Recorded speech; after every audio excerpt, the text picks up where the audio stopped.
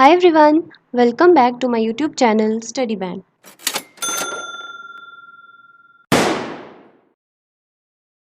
So we were doing partnership and today this is part 5 of this topic and जो इसके first 4 parts थे already playlist में हैं, तो अगर किसी ने वो नहीं देखी हैं तो वो playlist में जाकर देख सकता है.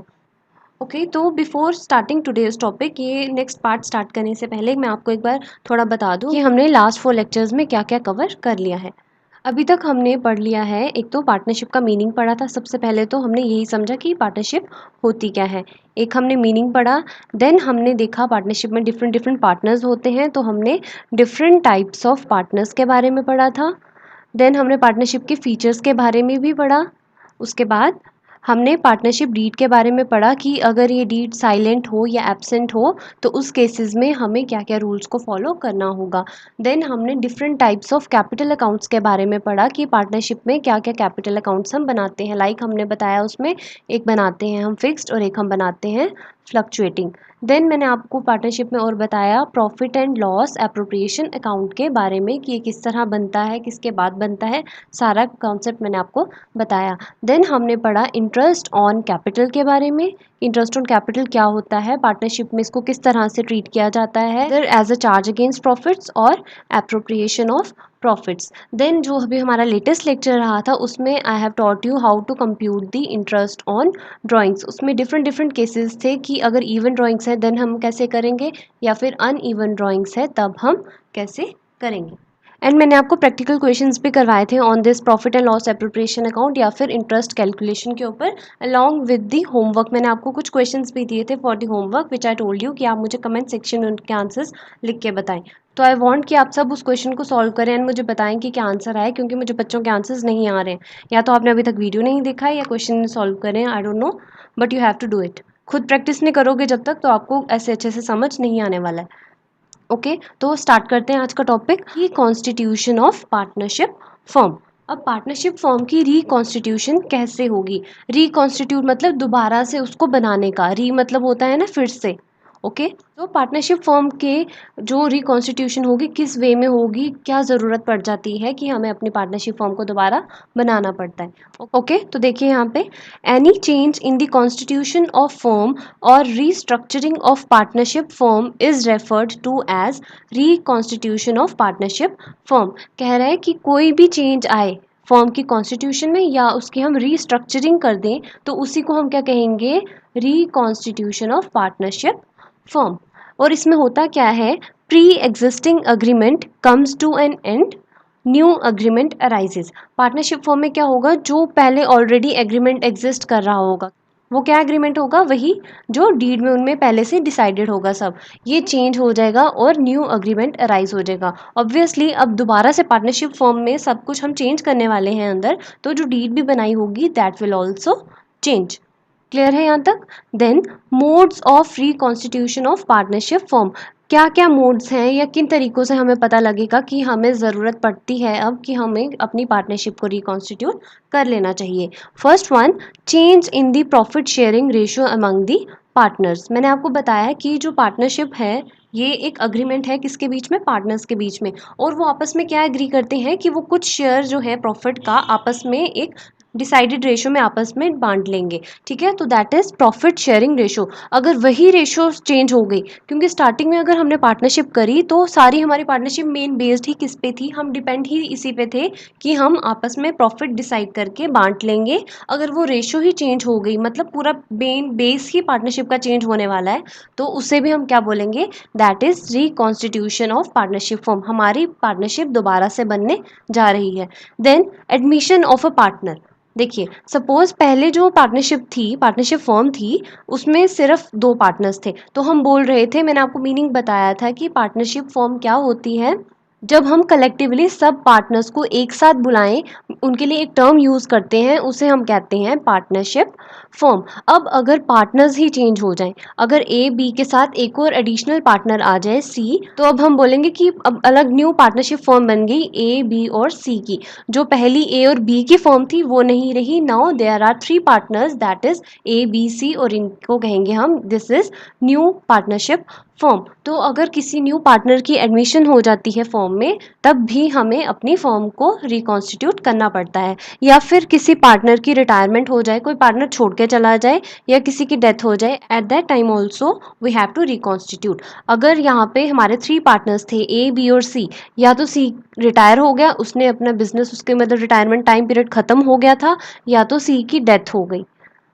अब इन दोनों केसेस में हुआ क्या, सिर्फ 2 ही पार्टनर्स रह जाएंगे, मींस अलग से इन दोनों पार्टनर्स की न्यू फर्म बन गई। तो हम ये भी क्या बोलेंगे, that the firm is reconstituted.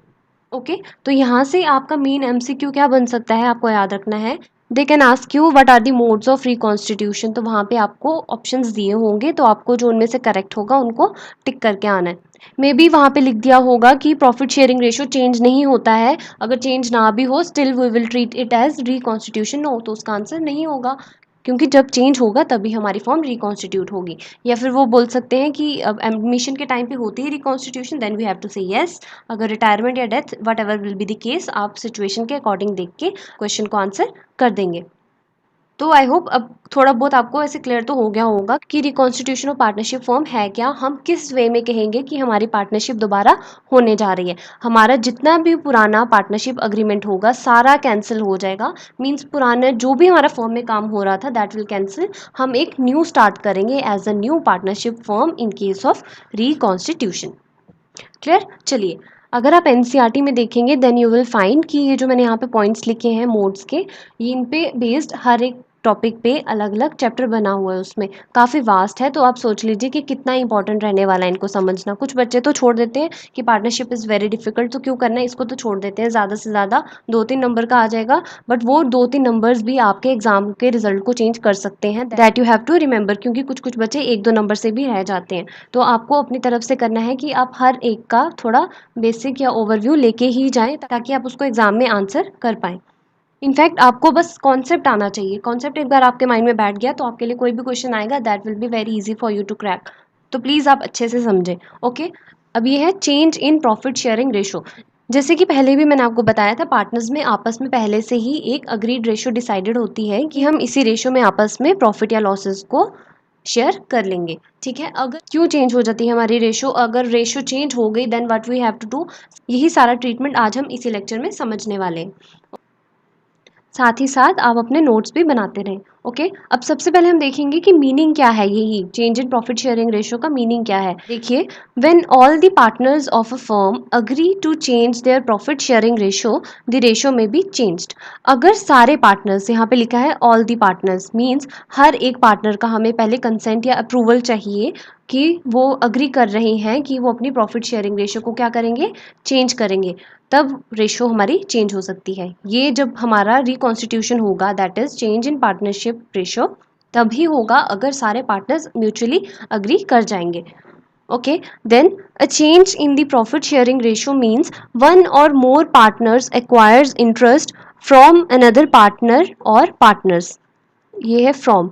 ठीक है, change in profit sharing ratio का क्या मतलब है, जब एक या एक से ज़्यादा पार्टनर्स क्या होगा, वो भी हम आगे समझेंगे, तब आपको और अच्छे से क्लियर होगा कि कुछ पार्टनर्स को क्या होगा, इंटरेस्ट मिल जाएगा किसी दूसरे पार्टनर से, और ये कब होता है, eight the time of retirement. इसमें होता क्या है, पार्टनर बिजनेस को छोड़ के चला जाता है क्योंकि उसकी टाइम ड्यूरेशन कंप्लीट हो चुकी होती है, तो उससे क्या होता है, जो पुराने वाले पार्टनर्स होते हैं अब उनके लिए इनडायरेक्टली शेयर तो बढ़ गया ना, क्योंकि एक पार्टनर छोड़ के चला गया। सपोज पहले अगर 3 रुपीज़ का प्रॉफिट होता था फॉर्म में, ओके, एंड पार्टनर्स भी 3 थे, that is A, B and C. अगर ये प्रॉफिट होता था तो वो आपस में सपोज इक्वली बांटते थे। ठीक है, तो 1 ए को आता था, 1 बी को एंड 1 सी को। बट अगर सी रिटायर होने जा रहा है बिजनेस से, एट दैट टाइम क्या होगा, जो ये 3 रुपीज़ का प्रॉफिट होगा अब ये किस में डिस्ट्रीब्यूट होगा, only between A and B, और वो कितना हो जाएगा, 1.5 1.5। तो इसमें क्या होता है, जब कोई पार्टनर छोड़ के जा रहा होता है बिजनेस को, एट दैट टाइम पार्टनर क्या होता है, एक तरह से बिजनेस के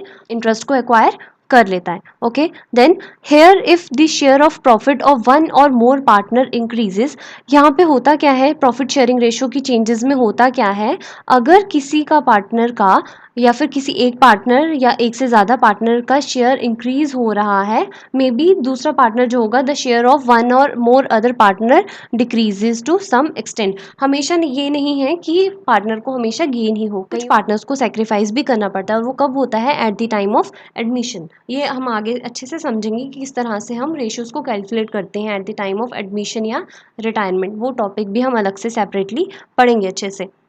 Okay, then here there is no change in the partners carrying on the business of the firm. The only change is the profit sharing ratio. ये line क्या कह रही है कि प्रॉफिट शेयरिंग रेशियो की चेंज में होता क्या है, यहाँ पे पार्टनर्स में कोई चेंज नहीं आता है, कोई पार्टनर में तो चेंज नहीं ना आ रहा है, सिंपल बस जो उनकी रेशियो थी दैट विल चेंज, पार्टनर्स में कोई चेंज नहीं आएगा, only change will be in the profit sharing ratio. Okay, तो यहाँ से आपको मेन क्या याद रखना है, सबसे पहला तो ये कि प्रॉफिट शेयरिंग रेशियो की चेंज जो होती है उसको हम कहते क्या हैं, जब एक पार्टनर या एक से ज़्यादा पार्टनर्स या तो कुछ अर्न कर रहे हैं या कुछ लूज करने वाले हैं, तो हम बोलेंगे कि that is a change in profit sharing ratio. Provided कि हर एक पार्टनर अपना कंसेंट देगा, सारे पार्टनर्स आपस में अग्री करेंगे दैट यस कि हमारी पार्टनरशिप शेयरिंग रेशियो चेंज कर सकते हो। ओके, और याद रखना है कि इसमें होता क्या है, सिर्फ और सिर्फ रेशियो चेंज होती है, पार्टनर्स में कोई भी चेंज नहीं आता है। Okay, so that was the meaning.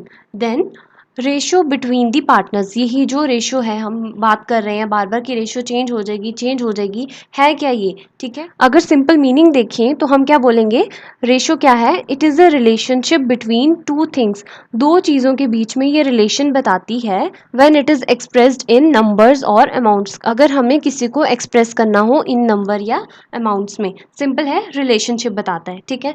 For example if there are 10 boys and 30 girls in a class, ठीक है, एक क्लास में बॉयज़ कितने हैं, 10 है, और गर्ल्स कितनी हैं, 30 हैं।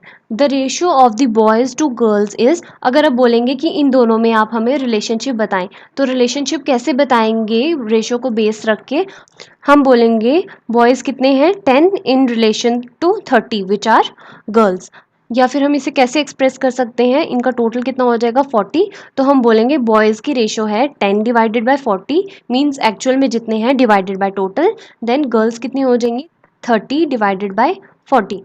ओके, तो आई थिंक मुझे इतना आपको ज़्यादा एक्सप्लेन करने की ज़रूरत नहीं है about the meaning of ratio, आपको सिंपली पता है कि दो चीज़ों के बीच में रिलेशन बताएगा कि अगर वो चीज़ इतनी क्वांटिटी की है देन अनदर इतने की है, अगर टोटल शेयर इतना है इसमें से इस पर्सन का इतना शेयर होगा, सेकेंड वन का इतना, तो that is very simple. Now main बात किसकी आएगी यहाँ पे, क्या रेशियोज, उन रेशियोज के नाम क्या हैं which are used among the partners in partnership firm, हम पार्टनरशिप के बारे में पढ़ रहे हैं तो हमें पता होना चाहिए कि उन रेशियोज का क्या नाम है, क्या रेशियोज यूज होती हैं इन केस ऑफ पार्टनरशिप। तो एक तो नाम दिखेगा आपको यहाँ पे, ओल्ड रेशियो का दिख जाएगा, old profit sharing ratio, then new profit sharing ratio, gaining ratio and sacrificing ratio. Okay, now आप कंफ्यूज मत होना कि हम क्या पढ़ रहे थे, सिंपली मैंने अभी तक आपको बताया कि हम पार्टनरशिप का रिकॉन्स्टिट्यूशन कैसे करते हैं, उनमें से एक वे है जब हमारी क्या हो जाती है, चेंज आ जाती है पार्टनरशिप की रेशियो में जो हमने अग्री करी होती है। तो अब हम सिंपल समझ रहे हैं कि यही जो रेशियो की बात कर रहे हैं ये है क्या, किस तरह से कैलकुलेट होगी और क्या क्या रेशियोज हो सकती हैं। तो अब ये जो चार रेशियोज मैंने आपको बताई, सबसे पहले इनको समझते हैं क्या। सबसे पहले ओल्ड प्रॉफिट शेयरिंग रेशियो, इसे हम एग्जिस्टिंग रेशियो भी कहते हैं, इसे हम एग्जाम्पल से देखेंगे। सपोज यहाँ पे दो पार्टनर्स हैं ए एंड बी, अब हम अगर जनरल बात करें कि एक पार्टनरशिप फर्म है उसमें ये दो पार्टनर्स हैं, नॉर्मल बोला हमने, ठीक है, तो दैट इज़ कि हमारे ए और बी क्या हैं, एग्जिस्टिंग पार्टनर्स हैं जो ऑलरेडी काम कर रहे हैं बिजनेस में, ठीक है, दे आर एग्जिस्टिंग पार्टनर्स, हम यहाँ इनको बोल सकते हैं दे आर ओल्ड पार्टनर्स, और इनकी जो आपस में डिसाइडेड रेशियो होगी उसे हम क्या बोलेंगे, वो इनकी ओल्ड रेशियो है, और we can say existing ratio. और ये जो पार्टनर्स होंगे जिनकी ओल्ड रेशियो या एग्जिस्टिंग रेशियो चल रही है दैट आर ओल्ड पार्टनर्स और एग्जिस्टिंग पार्टनर्स, रेशियो को बोल देंगे ओल्ड और एग्जिस्टिंग, और उन्हीं के पार्टनर्स को हम बोल देंगे ओल्ड और एग्जिस्टिंग पार्टनर्स। ओके, तो यहाँ पे भी मैंने यही लिखा है same, it is also known as existing ratio, old profit sharing ratio को हम एग्जिस्टिंग रेशियो के नाम से भी बुलाते हैं, और इसके जो पार्टनर्स होते हैं इस रेशियो में जो डिसाइडेड होते हैं पहले से काम करने के लिए, they are known as old partners और एग्जिस्टिंग पार्टनर्स। क्लियर है यहाँ तक। Now new profit sharing ratio. This ratio is the ratio in which the partners are to share the profits in future on reconstitution. ये ratio कौन सी है, जो partners आपस में फ्यूचर में शेयर करने वाले हैं, किस टाइम पे, at the time of reconstitution. As a said earlier कि अगर दो पार्टनर्स थे ए और बी, अगर एक और न्यू पार्टनर एडमिट हो गया तो पहले जो पार्टनर्स आपस में रेशो एक डिसाइडेड थी इनकी, सपोज 1:1, अब एक और न्यू आ गया तो इनके आने से क्या होगा, रेशो चेंज हो जाएगी, एक न्यू रेशो निकल आएगी, तो वही है new profit sharing ratio. Then gaining ratio, gaining ratio क्या होती है, it is the ratio in which the remaining partners acquire the outgoing partners share. अगर कोई पार्टनर बिजनेस को छोड़ के जा रहा है, सपोज 3 पार्टनर्स थे ए बी एंड सी, अब सी रिटायर होने वाला है, उससे क्या होगा, ए और बी का शेयर अल्टीमेटली इंक्रीज कर जाएगा, ये कुछ ना कुछ गेन करेंगे, ठीक है, that will be termed as gaining ratio. और इन पार्टनर्स को हम क्या बोलेंगे, दे आर गेनिंग पार्टनर्स, कौन से, ए एंड बी। आया समझ।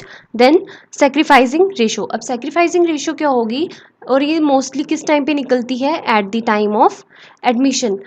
क्योंकि अगर कोई न्यू पार्टनर को हम एडमिट करने वाले हैं, उससे क्या होगा, अगर हम पहले 10 रुपीज़ का प्रॉफिट कमाते थे, ठीक है, सपोज 10 का प्रॉफिट था, वो सिर्फ 2 पार्टनर्स में होता था आपस में, 5 और 5, बट अगर सी भी आ गया, नाउ 10 को अब 3 हिस्सों में हमें बांटना पड़ेगा, तो उससे क्या होगा, अल्टीमेटली हमारा शेयर भी डिक्रीज हो जाएगा। अब ये नहीं सोचना कि हमेशा एडमिशन के टाइम पे हमारा सेक्रीफाइस ही होगा, नो, इट विल डिपेंड कि कौन सा पार्टनर कितना शेयर देने वाला है, देन उस हिसाब से वी विल कैलकुलेट। ओके, तो सेक्रीफाइसिंग रेशो क्या है, it is the ratio in which the old और एग्जिस्टिंग पार्टनर्स, जैसे कि अभी बताया कि ए और बी ऑलरेडी पहले से थे, they are the existing partners, ये कुछ अपना इंटरेस्ट फोरगो कर देंगे या वी कैन से सेक्रीफाइस कर देंगे in favour of the new और incoming partner, that is C. Okay, the partners who sacrifice are sacrificing partners, और इन्हीं पार्टनर्स को हम क्या बोलते हैं, जो सेक्रीफाइस करते हैं, that are sacrificing partners. I hope यहाँ तक अब आपको क्लियर है, मैंने अच्छे से समझाया with the help of example, आप इसे रिलेट करके समझे।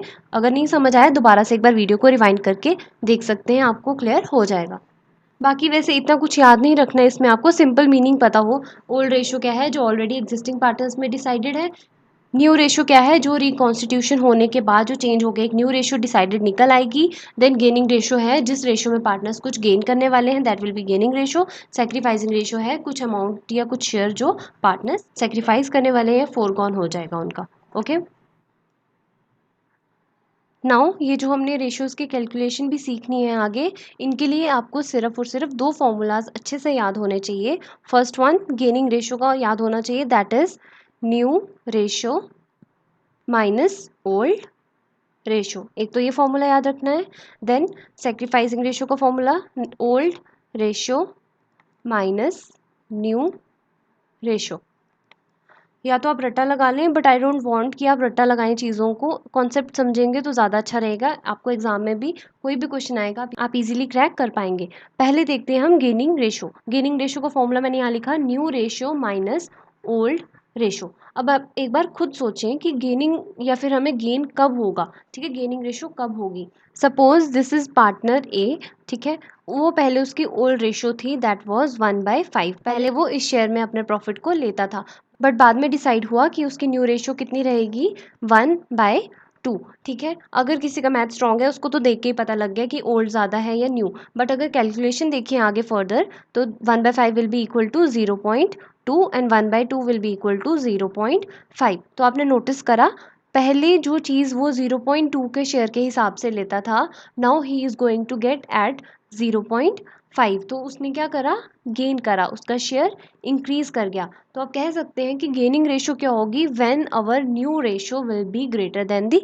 ओल्ड रेशो, क्योंकि 0.5 में से जब हम 0.2 लेस करेंगे तो हमारा आ जाएगा 0.3, ये हमारा गेन है। तो गेनिंग रेशो के लिए हमें क्या चाहिए कि हमारी न्यू रेशो ज़्यादा हो ओल्ड रेशो से, तो that is the formula, gaining ratio is equal to new ratio minus old ratio. तो सेक्रीफाइसिंग रेशो उसका उल्टा हो जाएगा, कि अगर आप पहले ज़्यादा अर्न करते थे, सपोज़ ये इसी को मैं केस को रिवर्स कर दूँ, ओल्ड रेशो थी उसकी 1/2 एंड उसकी न्यू रेशो हो गई 1/5, तो पहले अगर उसका 0.5 शेयर था, नाउ उसका शेयर हो गया 0.2, तो डिक्रीज हुआ, उसने सेक्रीफाइस कर दिया अपने शेयर को, देयरफॉर उस टाइम पे हमारी क्या निकलेगी, सेक्रीफाइसिंग रेशो। अगर दोनों फॉर्मूला नहीं याद करने, एक तो मैंने आपको बताया कॉन्सेप्ट से चले जाए, और भी अगर आपने ऐसे करना है कि नहीं इतना भी नहीं हो रहा है, तो सिंपल याद रखें, एक चीज़ का फॉर्मूला याद रख लें। अगर आपने गेनिंग का ये न्यू माइनस ओल्ड याद रख लिया, अगर पॉजिटिव में आया दैट मीन्स गेनिंग रेशो है, अगर यही आया नेगेटिव में that means that will B sacrificing ratio. या सेक्रीफाइसिंग से याद रख लें कि ओल्ड माइनस न्यू अगर पॉजिटिव आया तो सेक्रीफाइस, अगर नेगेटिव आया तो गेन। वो आप पे डिपेंड करता है, बट बाकी आई विल सजेस्ट कि आप बस सिंपल कॉन्सेप्ट से देख के जाएं। आप देखिए कि क्या ज़्यादा है क्या कम है, उसके अकॉर्डिंग आप आंसर दे दें। ओके, अब नाउ इन्हीं दो फॉर्मूला के बेसिस पे हमने अपनी रेशियोज़ की कैलकुलेशन करनी है। ओके, सबसे पहला क्वेश्चन क्या है, A and B are sharing profits and losses equally. A और बी दो पार्टनर्स थे, आपस में वो प्रॉफिट्स और लॉसेस को इक्वली शेयर कर रहे थे। अब मेरे साथ ध्यान से आपने क्वेश्चंस को करना है, छोड़ के नहीं जाना, कुछ भी स्किप नहीं करना है। मैंने आपको पहले भी कहा हर एक मार्क मैटर करता है एग्जाम में, तो आपको कुछ भी नहीं छोड़ना है। ये आपको बहुत ईजी लगेगा। आई नो कुछ को कन्फ्यूजन भी है रेशियोज के कैलकुलेशन में, होती है, I understand, specially for non commerce students, but मैं बोल रही हूँ ना, ट्रस्ट मी, आपको काफ़ी ईजी लगेगा। बस आप मेरे साथ वीडियो के एंड तक बने रहें और आप अच्छे से समझें। ओके, तो इससे हमें पता लगा कि इनकी रेशियो क्या है, 1:1, since it is equal. Then, with effect from 1st April 2014, they agree to share the profits in the ratio of 4:3. 1st April 2018 से उन्होंने आपस में डिसाइड कर लिया कि अब से वो अपने प्रॉफिट्स या लॉसेस को किस रेशियो में शेयर करने वाले हैं, in the ratio 4:3. Calculate the individual partners gain और sacrifice due to the change in ratio. कह रहे हैं कि पार्टनर्स का आप हमें बताएं क्या गेन है या फिर सेक्रीफाइस है due to the change in ratio. Change तो आपने देखा, पहले अगर 1:1 है, now they are changing to 4:3। तो हम निकाल लेंगे, बस आपको वो दो फॉर्मूलाज याद होने चाहिए। यहाँ पे एक बार मैं आपके सामने दोबारा लिख देती हूँ। सेक्रीफाइसिंग रेशियो वो किसके बराबर होती है, that is equal to old ratio minus new ratio. And gaining ratio किसके बराबर होती है, new ratio minus old ratio. अब आपको क्वेश्चन में सबसे पहले क्या करना है, जो गिवन है आप उसे नोट डाउन कर लें। ओल्ड रेशियो गिवन है, दैट इज 1:1। न्यू रेशियो भी दे दी है, दैट इज 4:3। नाउ अब आप इन दोनों में से एक कोई भी एक फॉर्मूला लगा लें। हम लगा लेते हैं यहाँ पे सपोज सेक्रीफाइसिंग रेशियो का, ठीक है।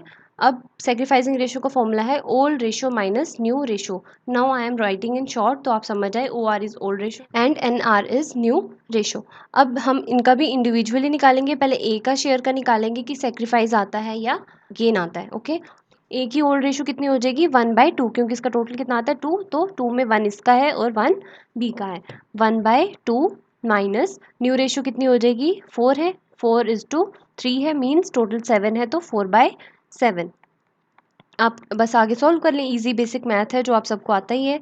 एलसीएम ले लेंगे, 14 आ जाएगा, यहाँ पे आ जाएगा 7 माइनस 8। ओके, तो आपने नोटिस करा आंसर आया आपका नेगेटिव में, दैट इज 1/14।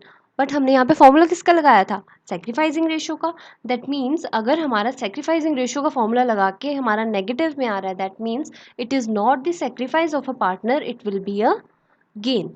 तो ए का क्या आया, गेन आया, कितना, 1/14। अब ये नहीं बोलेंगे आपकी -1/14 आया, नो, वो आया -1/14 अगर हम सेक्रीफाइसिंग रेशियो का फॉर्मूला लगा रहे हैं। बट अगर यहीं पे आप सेम अब एक पे आप लगाते गेनिंग रेशियो का formula, new ratio minus old ratio, new थी 4/7, ओल्ड थी 1/2, तो वही सेम एलसीएम 14, यहाँ पे आ जाएगा 8 minus 7, that will be 1/14। Okay, so हमें पता लग गया यहाँ पे ए का गेन आया, as gain will be equal to 1/14। अब बात करते हैं बी की, उसमें भी पहले यही फॉर्मूला लगाएंगे, ओल्ड माइनस न्यू। ओल्ड कितना है बी का, 1/2, और न्यू है 3/7। इसका एलसीएम ले लें, 14, यहाँ पे 7 माइनस 6, दैट विल बी 1/14। ये पॉजिटिव में ही रहा, that means this is the sacrifice of B.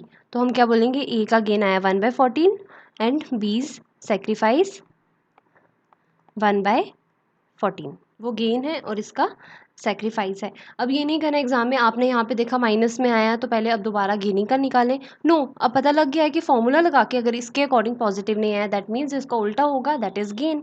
तो आप बता देंगे आंसर कि ये गेन है और ये सेक्रीफाइस है।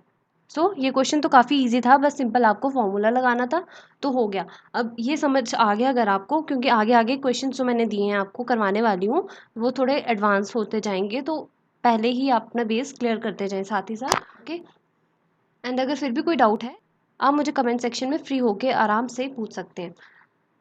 चलिए नेक्स्ट क्वेश्चन देखते हैं। X, Y and Z are sharing profits and losses in the ratio of 5:3:2। 2। 3 partners हैं, वो इस रेशियो में आपस में प्रॉफिट्स या लॉस को शेयर करते हैं। सिंपल है अभी तक तो। With effect from 1 April 2020 they decide to share profits and losses equally. ये तो थोड़ा बहुत रिवर्स ही हो गया पिछले क्वेश्चन जैसा। उसमें था कि स्टार्टिंग में हमारा इक्वल शेयर था, देन हमने चेंज किया, बट यहाँ पे उल्टा है। एक तो 3 पार्टनर्स आ गए और आपका केस रिवर्स हो गया। Calculate partners gain and sacrifice due to the change in ratio. तो वही पहले हम देख लेंगे हमारी ओल्ड रेशो क्या है गिवन, दैट इज 5:3:2। और आपकी न्यू रेशो कितनी है, वो उन्होंने बोला है कि they are going to share equally, that means 1:1:1। 3 बार आया क्योंकि 3 पार्टनर्स हैं। ओके, नाउ फॉर्मूला लगा लें, सेक्रीफाइसिंग रेशो का निकाल लें या फिर गेनिंग का निकाल लें। मैं तो सेक्रीफाइस लिख रही हूँ अभी, बाकी आप गेनिंग से भी लिख सकते हैं। Old ratio minus new ratio, एक एक करके देखेंगे। पहले एक्स का देखेंगे, एक्स का कितना आ जाएगा, ओल्ड रेशो कितनी है उसकी 5/10, क्योंकि इसका टोटल आ रहा है हमारा 10 और इसका टोटल है हमारा 3। 5/10 माइनस न्यू रेशो हो जाएगी 1/3। तो एलसीएम ले लें, 15 - 10 दैट विल बी 5/30। तो ये पॉजिटिव में ही रहा, दैट मीन्स ये एक्स का सेक्रीफाइस ही है। तो हम बोल सकते हैं this is X sacrifice. Then Y का निकालेंगे, वो हो जाएगा 3/10, ये वाई का शेयर है। 3/10 माइनस 1/3, क्योंकि सबका इक्वल है 1:1:1। इसका एलसीएम आप लेंगे, देन यू विल गेट 9 - 10, ये आ जाएगा -1/30। तो नेगेटिव में आया, that means this is the gain of Y, या वही गेनिंग रेशो का फॉर्मूला लगाएंगे तो भी आंसर यही आएगा। अब ये भी कंफ्यूज नहीं होना है कि हमें तो पता ही नहीं लग रहा गेन है या सेक्रीफाइस है। तो मैंने आपको बता दिया कि फॉर्मूला लगाएं, देखें अगर उसी फॉर्मूले के लगा के उसका आंसर पॉजिटिव में आ रहा है तो मीन्स वही चीज़ है, सेक्रीफाइस है। जैसे कि इस केस में मैंने बताया मैं सेक्रीफाइसिंग का निकाल रही हूँ, पॉजिटिव है तो ये सेक्रीफाइस है। बट अगर नेगेटिव आ गया तो हमारा क्या है, वो गेन है। तो ये क्या है हमारा वाई का गेन, कितना आ जाएगा 1/30। उस टाइम पे जब हम बोलेंगे वाई इज गेन तब हम माइनस नहीं लिखेंगे। और आपको वैसे भी एग्जाम में कैलकुलेशन तो बतानी नहीं है, इन दी एंड हमें ये चीज़ें चाहिए कि क्या आंसर है, तो वो आपने वहाँ पे लिख देना है।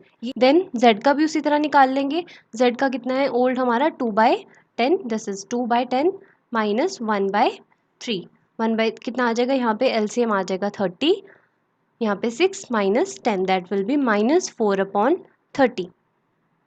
अगेन नेगेटिव में आया, that means it is a gain. तो हम बोलेंगे ये क्या आया, जेड का गेन आया। तो माइनस का साइन उस टाइम पे हम क्वेश्चन में टिक नहीं करके आएंगे, याद रखना।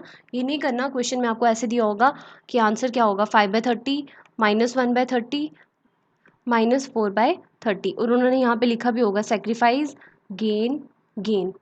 देन अनदर ऑप्शन आपको दे दिया होगा सेक्रीफाइस 5/30, गेन दे दिया होगा उन्होंने 1/30, फिर गेन दिया होगा 4/30। इतना तो आप समझ जाएंगे, ये एक्स ये वाई ये जेड। तो इस आंसर को टिक नहीं करके आना, ये गलत हो जाएगा। आपको ये टिक करके आना है कि गेन हमारा हमने पॉजिटिव में ही बताना है, बस वो कैलकुलेशन के टाइम पे नेगेटिव में दिख रहा था। ओके, क्लियर है यहाँ तक, ये भी काफ़ी इजी था क्वेश्चन। ये थे बेसिक कि मतलब पता है आपको ऑलरेडी गिवन हो, ओल्ड ये है न्यू ये है, तो हमें बताएं कि सेक्रीफाइस है या गेन है। बट अब क्या होगा, एडमिशन होगी, कई बार रिटायरमेंट होगी, तो उनसे क्या होगा, कुछ पार्टनर्स कंट्रीब्यूट कर रहे होंगे, अपना कुछ शेयर दे रहे हैं उसको किसी प्रोपोर्शन में, या कुछ डायरेक्टली सेक्रीफाइस करें, कुछ सरेंडर करेंगे, कुछ नहीं देंगे। तो डिपेंड करेगा, उस हिसाब से रेशियोज में चेंज आएगा, तो वो थोड़ा कॉम्प्लिकेटेड हो जाएगा। ये था बेसिक। नाउ अब हम एक टॉपिक वाइज करेंगे। पहले तो हम करेंगे questions which are based on the admission, इसके बाद मैं आपको रिटायरमेंट के बेसिस पे भी कराऊंगी। जो पहले करा दैट वाज बेसिक की सिंपल कैलकुलेशन कैसे करेंगे with the help of formulas. Formulas यहाँ पे भी यूज़ होंगे, बट यहाँ पे थोड़ा आपको ज़्यादा ध्यान दे के समझना होगा। ठीक है, पहला क्वेश्चन क्या है, on the basis of admission X and Y are two partners sharing profits in the ratio of 3:1। दो पार्टनर्स हैं, रेशो कितनी है 3:1। तो हम पहले ही नोट डाउन कर लेते हैं, this is the old ratio 3:1। Z is admitted for 1/8 share of profits. लो यहाँ पे क्या आ गया, एडमिशन का क्वेश्चन आ गया। Z is admitted कितने शेयर के लिए, 1/8 के लिए। देन उन्होंने क्या कहा, calculate the new profit sharing ratio. New sharing ratio निकालो, किसकी, एक्स की, वाई की और जेड की। पहले तो दो ही पार्टनर्स थे एक्स और वाई, बट नाउ न्यू आ गया एक, दैट इज जेड। तो उसी के अकॉर्डिंग दे आर सेइंग कि अब रेशो भी चेंज हो जाएगी, तो बताएं कि न्यू रेशो क्या होगी। और क्या गिवन है हमें, जेड का शेयर कि कितना शेयर उसको मिलेगा, दैट इज 1/8। हुआ ना कॉम्प्लिकेटेड। यहाँ पे तो नहीं आपको दिया कि न्यू रेशो इतनी है, वो गेन निकालो या सेक्रीफाइस निकालो। यहाँ पे सिंपल आपको एक ओल्ड रेशो दे दी और उसका शेयर बता दिया ऑफ न्यू पार्टनर। याद रखें z is a new partner. तो अब इन क्वेश्चंस के साथ हमें कैसे डील करना है, हमेशा याद रखना है जब आपको सिंपल एक रेशो दी है और आपको बता दिया है कि जो न्यू पार्टनर एडमिटेड है उसका क्या शेयर है, सबसे पहले तो यू हैव टू अज्यूम कि हमारा टोटल प्रॉफिट कितना है। हमेशा मानेंगे हमारा total profit, let total profit be 1।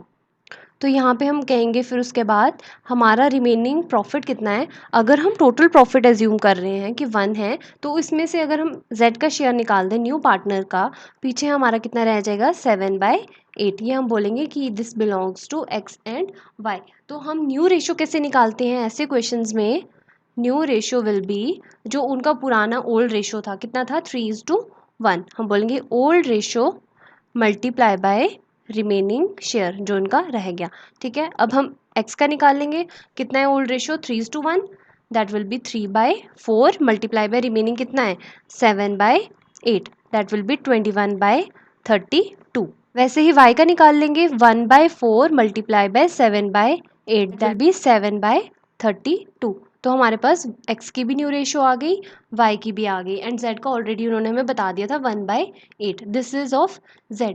But हमें इन दी एंड क्या करना है, डिनोमिनेटर को भी इक्वलाइज करना है। और इसको इक्वलाइज करने के लिए हम क्या करते हैं, जो डिनोमिनेटर पे मल्टीप्लाई करेंगे, हमें 32 कब मिलेगा, जब हम 8 को 4 से मल्टीप्लाई करेंगे। तो जो डिनोमिनेटर पे मल्टीप्लाई करेंगे same we have to multiply with the numerator. तो आ जाएगा 4/32। हमारे पास x का भी शेयर आ गया न्यू, y का भी आ गया और z का भी आ गया।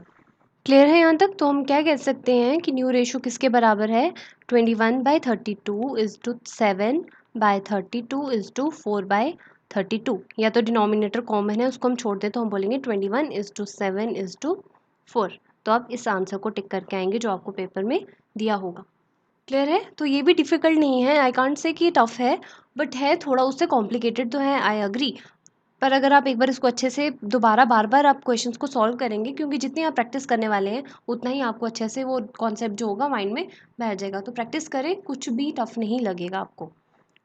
ओके, तो एडमिशन के टाइम पे आपको एक तो इस कैटेगरी का क्वेश्चन आ सकता है कि या तो आपको सिंपल शेयर दे देंगे और आपको बता देंगे कि एक रेशो इतनी है, तो आप उसके अकॉर्डिंग सॉल्व करेंगे। तो नाउ अब मुझे लगता है कि आपको ये तो निकालना आ गया होगा। उसके बाद next question, x and y are partners sharing profits and losses in the ratio of 7:5। Note down कर लें, ओल्ड रेशो कितनी दी है 7:5। दे एडमिट z, तो this is the admission. Admission का ही भी टॉपिक चल रहा है, ये नहीं है कि मैंने आपको एडमिशन का टॉपिक कंप्लीट करा दिया, no, only the ratio calculation जो एडमिशन के टाइम पे होती है, बाकी हमने इसको डिटेल में आगे पढ़ना है। ओके, तो z है, एक न्यू पार्टनर है who acquires 1/12 from x and 1/6 from y as his share. तो इसके आगे आपको करना क्या है, न्यू रेशियो निकाल के बतानी है। ओके, तो यहाँ पे गिवन क्या है, एक तो ओल्ड रेशो और साथ ही उन्होंने बोल दिया कि 1/12 उसने किससे लिया फ्रॉम x और 1/6 किससे लिया फ्रॉम y। तो इससे हम आसानी से बोल सकते हैं कि z का टोटल शेयर कितना बनता है, 1/12 जितना उसने x से लिया प्लस कर देंगे जितना उसने y से लिया, कितना आ जाएगा, डिवाइडेड बाय 12 हो जाएगा, 1 + 2 दैट इज 3/12। ये आ गया z का शेयर हमारे पास। अब हमें क्या निकालनी है, न्यू रेशो, बट हमारे पास सिर्फ ओल्ड रेशो है और z का शेयर है। ठीक है, अब कैसे करेंगे, उन्होंने कहा कि 1/12 किससे लिया फ्रॉम x और 1/6 किससे लिया फ्रॉम y।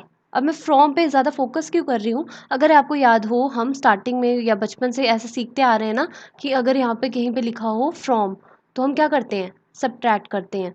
ठीक है, अगर लिखा हो ऑफ तो हम क्या करते हैं, मल्टीप्लाई करते हैं। बट अभी के लिए फॉर द टाइमिंग आप याद रखें, फ्रॉम है तो माइनस होगा, ऑफ है तो मल्टीप्लाई होगा। अभी मैंने आपको इससे ज़्यादा कुछ नहीं बताया है। ठीक है, फ्रॉम है तो माइनस, ऑफ है तो मल्टीप्लाई। ओके, अगर यहाँ पे बात कर दी कि z ने x से इतना लिया और y से इतना लिया, तो हम कह सकते हैं ना कि x का सेक्रीफाइस है 1/12, कह सकते हैं ना, x ने 1/12 दिया z को और y ने कितना दिया 1/6, तो x का सेक्रीफाइस हो गया 1/12 और y का सेक्रीफाइस हो गया 1/6। अब आपके पास ओल्ड रेशो है, सेक्रीफाइसिंग रेशो है, न्यू रेशो तो आप निकाल सकते हैं। अब ये नहीं है ना कि सेक्रीफाइसिंग रेशियो का फॉर्मूला लर्न किया है तो और कोई रेशियो का फॉर्मूला हम निकाल नहीं सकते। अगर सेक्रीफाइसिंग रेशियो का फॉर्मूला बनता है old ratio minus new ratio, अगर इसी न्यू रेशियो को हम दूसरी साइड पे ट्रांसफर कर देंगे तो न्यू रेशियो का फॉर्मूला क्या बन जाएगा, old ratio minus sacrificing ratio. Therefore I am saying कि बस यही दो फॉर्मूले लर्न कर ले, बाकी आपको कुछ भी और एक्स्ट्रा करने की ज़रूरत नहीं है। बाकी कैलकुलेशंस तो है, वो तो अब आपको समझना ही पड़ेगा। बाकी मेजर रोल किसका है यहाँ पे, फॉर्मूलाज का है। ठीक है, नाउ एक एक करके इंडिविजुअली निकालेंगे। पहले एक्स का निकालेंगे, इसकी ओल्ड रेशियो कितनी आएगी, टोटल इसका बनता है 12, तो 7/12 माइनस सेक्रीफाइसिंग रेशियो कितना है 1/12, तो कितना आ जाएगा इसका 7 minus 1, that will B 6/12। This is the new ratio of x.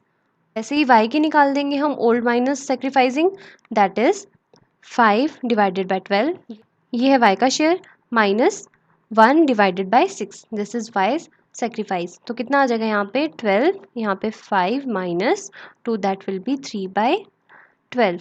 तो हमारे पास x की भी न्यू रेशियो आ गई और y की भी न्यू रेशियो आ गई। नाउ z की भी है, दैट इज 3/12, सबकी आ गई हमारे पास। तो हम बोल सकते हैं हमारी न्यू रेशियो कितनी बनी, हमारी न्यू पार्टनरशिप फॉर्म की, दैट इज 6:3:3। डिवाइडेड बाय 12 मैंने नहीं किया, डिनोमिनेटर कॉमन थे तो छोड़ दिया। ये भी कट जाते हैं आपस में, दैट विल बी 2:1:1, क्योंकि यहाँ पे 3 कॉमन था, उसने सबको काट दिया। क्लियर है यहाँ तक? चलिए अब देखते हैं अगला किस तरह से क्वेश्चन आपको पूछ सकते हैं एग्जाम में। A and B are partners in the firm, sharing profits and losses in the ratio of 5:3। Old ratio कितनी दे दी आपको, 5:3। A surrenders 120 of its share, whereas B surrenders 1/24 of his share in favor of C, a new partner। Means C की भी admission हुई है, उसके favour में A ने क्या करा, अपना 1/20 सरेंडर कर दिया और B ने कितना करा 1/24। देयरफॉर वी कैन से ए की सेक्रीफाइसिंग रेशियो कितनी होगी, अभी मैंने आपको बताया फ्रॉम हो तो माइनस करेंगे और ऑफ हो तो मल्टीप्लाई करेंगे। अब यहाँ पे है of his share, that means जो एक्स का शेयर है कितना है 5/8। 5/8 का 1/20 ए ने सेक्रीफाइस करा इन फेवर ऑफ सी, तो हम यहाँ पे लिखेंगे 5/160, this is the sacrificing ratio of ए।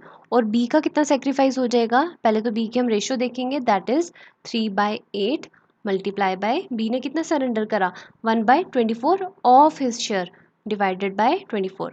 ठीक है, वो कितना आ जाएगा 3/192, ये है इनकी सेक्रीफाइसिंग रेशो। अब आपके पास ओल्ड रेशो भी है और सेक्रीफाइसिंग रेशो भी है, तो इससे आप ए और बी की तो न्यू रेशो निकाल लेंगे, देन हम जेड की भी निकाल ही सकते हैं। जेड की कितनी रेशो होगी, जेड का वही होगा जो उन्होंने सेक्रीफाइस करा है, दैट इज 5/160 प्लस 3/192। इससे थोड़ा और अगर हम सिंप्लीफाई कर लें तो ये आपस में कट जाएगा, दैट विल बी 1/32 प्लस यहाँ पे हो जाएगा 1/64। तो इसका एलसीएम हम जब लेंगे that will be 64, 2 + 1 that is 3/64। तो this is the new ratio of C. C की तो हमने न्यू रेशियो निकाल ली, अब ए और बी की रह गई बात, तो वही formula sacrificing ratio is equal to old ratio minus new ratio. New ratio को यहाँ पे ले जाएंगे, old ratio minus sacrificing ratio. A का हो जाएगा, ओल्ड कितना है 5:3, 5, 5/8 माइनस ए का सेक्रीफाइस कितना है 5/160, या फिर यहाँ पे सिंप्लीफाई करा मैंने 1/32, कितना आ जाएगा यहाँ पे 32, 20 minus 1 that will be 19/32। We got the new ratio of A. वैसे ही हम बी की निकाल लेंगे, दैट विल बी 3/8 माइनस 1/64, यही 3/192 था, इसको भी सिंप्लीफाई करा मैंने। देन यहाँ पे एलसीएम आ जाएगा 64, यहाँ पे 3 × 8 24 minus 1 that will B 23/64। Okay, तो न्यू रेशियो निकल गई, कितनी आएगी 19/32 इज टू 23/64 इज टू 3/64। तो अब यहाँ पे क्या हुआ, हम ये ए, ये बी, ये सी, ए का जो डिनोमिनेटर वो मैच नहीं किया, हमें इसको भी 64 के जैसा करना है। तो 32 को जब हम 2 से मल्टीप्लाई करेंगे तो वो इक्वल हो जाएगा, मैंने बताया न्यूमिनेटर में भी वही करेंगे, 19 × 2 divided by 32 multiply by 2 is to 23/64 is to 3/64। Okay, तो वो कितना आ जाएगा, डिनोमिनेटर इक्वल हो गया 64 64 64 और इसे मल्टीप्लाई करेंगे तो 38:23:3। क्लियर है यहाँ तक? This is the answer. फिर से बोल रही हूँ, टफ कुछ भी नहीं है, बस आपको प्रैक्टिस करनी है। जितनी प्रैक्टिस करोगे उतना आपको अच्छे से क्लियर होता जाएगा। बार बार अगर नहीं आ रहा है, वीडियो को रिवाइंड करें, दोबारा सॉल्व करें क्वेश्चन। एक क्वेश्चन को 2 बार 3 बार सॉल्व करेंगे, आपका उस पर अच्छे से होल्ड हो जाएगा। Okay, now next question. On the basis of admission, A and B are partners sharing profits in the ratio of 2:1। Old ratio दे दी है 2:1। They admit C into the partnership for 1/4 share of profit। C का share बता दिए कि C को हमने admit करा है फॉर 1/4 शेयर। अब C ने क्या किया है, C has acquired the share from old partners. Old partners यहाँ पे क्या है, A और B, क्योंकि वो पहले से थे यहाँ पे काम कर रहे। तो C ने एक्वायर किया अपना शेयर ओल्ड पार्टनर से, किस रेशो में, इन द रेशो ऑफ 3:2। मीन्स जो C का शेयर है 1/4, ये 1/4 जो है वो उसने 3:2 रेशो में लिया है। मीन्स A से लिया है 3/5 और B से कितना लिया है 2/5। तो ये भी पुराने क्वेश्चन की तरह हो गया। सिमिलरली जो भी हमने पहले ये भी किया, A का सेक्रीफाइसिंग रेशो कितना आ जाएगा, C का शेयर 1/4 मल्टीप्लाई बाय 3/5, क्योंकि A ने C का शेयर जो था 1/4 उसमें से 3/5 खुद कंट्रीब्यूट किया है। दैट मीन्स 3/5 जो है 1/4 का, that is the as sacrifice. कितना आ जाएगा 3/20, ये ए का था, A sacrificing ratio. Then B का कितना हो जाएगा, B sacrificing ratio is equal to 1/4 multiply by 2 divided by 5, that will be 2 divided by 20। This is the old ratio and this is the sacrificing ratio. आपको निकालनी है new ratio. इन दोनों की तो पहले निकाल लें हम न्यू रेशो। अब मैं डायरेक्टली फॉर्मूला ही लिख रही हूँ। न्यू रेशो किसके बराबर होती है, old ratio minus sacrificing ratio. आप तो वही फॉर्मूला से लिख लें, रिवर्स करके, पोजीशंस को चेंज करके। बाकी जब जैसे जैसे आप प्रैक्टिस करेंगे ना, आपको खुद ही अल्टीमेटली ये फॉर्मूलाज माइंड में बैठ ही जाएंगे। सो ए की न्यू रेशो कितनी हो जाएगी, ओल्ड रेशो है 2/3 माइनस सेक्रीफाइसिंग रेशो 3/20। तो एलसीएम आ गया यहाँ पे 60, यहाँ पे आ जाएगा 3 × 20, वैसे ही 2 × 20 40 माइनस 23 से -9, यहाँ पे आ जाएगा 31/60। देन बीज न्यू रेशो कितनी हो जाएगी, बी की 1/3, क्योंकि बी का ओल्ड शेयर है 1/3 माइनस उसकी सेक्रीफाइसिंग रेशो है 2/20। दिस इज 60, यहाँ 20 माइनस 6, दैट विल बी 14/60। तो ए की भी न्यू रेशो निकल गई, बी की भी निकल गई। एंड सी का ऑलरेडी उन्होंने कहा था कितना है, सी का शेयर 1/4, बट यहाँ पे 60 है और 60 है डिनोमिनेटर। इसे भी इक्वल करने के लिए हम 15 से मल्टीप्लाई 15 से डिवाइड कर देंगे, दैट विल बी 15/60। देयरफॉर हम कह सकते हैं new ratio is equal to 31:14:15। Okay, अब देखते हैं नेक्स्ट क्वेश्चन। अब हमारे हो गए जो questions on the basis of admission of a partner आ सकते हैं एग्जाम में, जो भी पॉसिबल केसेस बन सकते थे मैंने आपको सब करवा दिए। ठीक है, अब नाउ हम क्वेश्चंस कर रहे हैं on the basis of retirement. तो ये वीडियो भी थोड़ा लेंदी रहने वाला है। अगर जिसको लग रहा है कि ज़्यादा हो गया आज के लिए, तो क्या करें, आप टिल एडमिशन कर लें क्वेश्चंस, बाद आधा पार्ट वीडियो को थोड़ा बाद में देख लेना। बाकी जिसको अगर इंटरेस्टिंग लग रहा है, जो देख रहा है कि हाँ थोड़ा और अभी पढ़ सकता है आगे, तो वो कंटिन्यू रखें मेरे साथ। अब रिटायरमेंट के केस में क्या होगा, पार्टनर बिजनेस को छोड़ के चला जाएगा। उस टाइम पे क्या होगा, पार्टनर्स, बाकी जो रिमेनिंग पार्टनर्स होंगे वो उसके शेयर को रख लेंगे अपने पास, मींस उनको गेन होगा। तो in the case of retirement almost हर एक पार्टनर को क्या होता है, गेन ही होता है। Okay, A B and C are equal partners. 3 partners थे दैट आर इक्वल, मीन्स इनकी रेशियो जो थी 1:1:1 थी।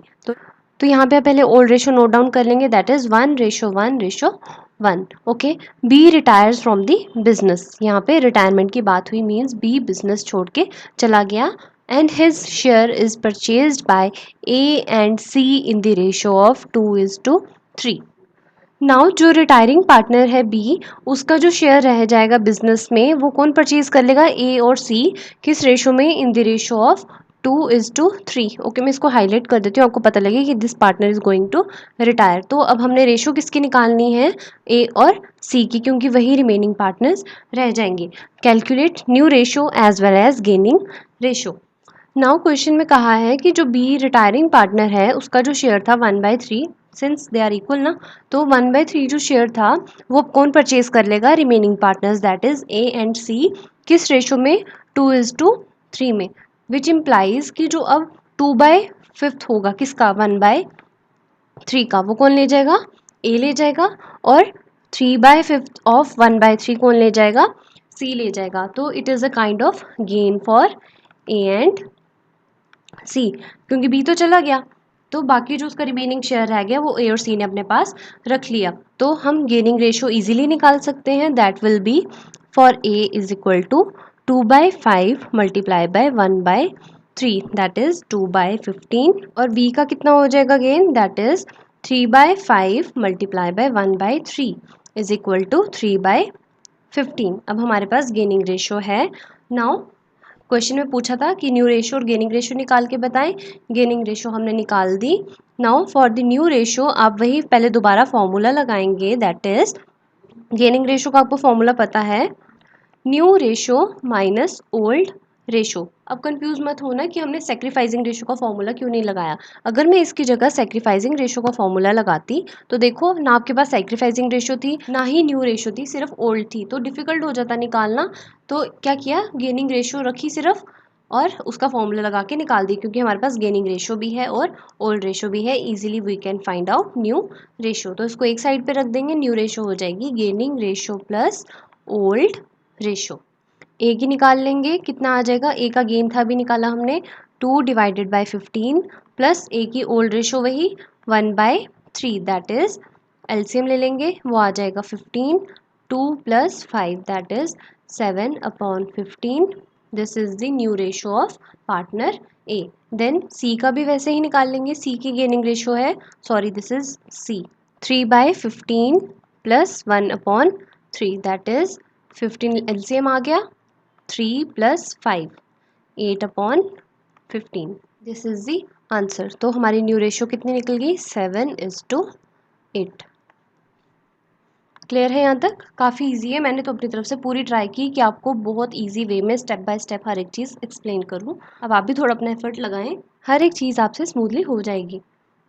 X, Y and Z are partners in a firm sharing profits and losses in 8:5:3। तो आप पहले नोट डाउन कर लें, ओल्ड रेशो हमें गिवन है 8:5:3।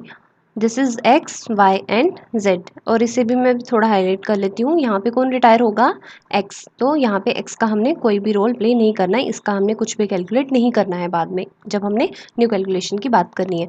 Okay, now X retires, X चला गया, Y takes 3/16 share from X and Z takes 5/16 share from P। अब Y ने क्या करा, जो रिटायरिंग पार्टनर था X, उससे कितना शेयर ले लिया, 3/16, और Z ने ले लिया 5/16। तो सिंपल है, यहाँ पे गेनिंग रेशो जो होगी Y की दैट विल बी 3/16 और Z की होगी 5/16। कुछ भी मल्टीप्लाई वगैरह नहीं करना, क्योंकि यहाँ पे कुछ नहीं लिखा ऑफ हिज शेयर, ऐसा कुछ नहीं लिखा, या फिर ये नहीं लिखा कि किस रेशो में हम उसको बांटने वाले हैं। Like in the previous question यहाँ पे बताया था कि बी रिटायर हो रहा है तो उसका जो शेयर है that will B purchased by the remaining partners in 2:3। But यहाँ पे सिंपल था कि उसने इतना शेयर ले लिया 3/16 एंड जेड ने ले लिया 5/16। तो ये हमारे लिए ईजी हो गया, वाई का गेनिंग रेशो हो गया 3/16 और जेड का हो गया 5/16।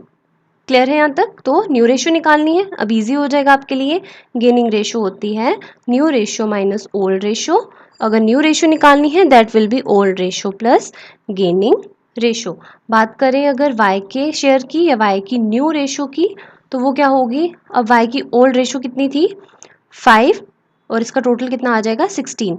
पहले ओल्ड रेशो है ना, तो y की है 5/16, 5/16 प्लस गेनिंग रेशो, y की गेनिंग रेशो है 3/16 that will be 5 + 3/16 is equal to 8/16। वैसे ही हम z का भी निकाल लेंगे शेयर, कितना हो जाएगा z का new ratio is equal to, z की ओल्ड रेशो थी 3/16 प्लस उसका गेन कितना है 5/16, that will be 3 plus 5 divided by 16 is equal to 8 divided by 16.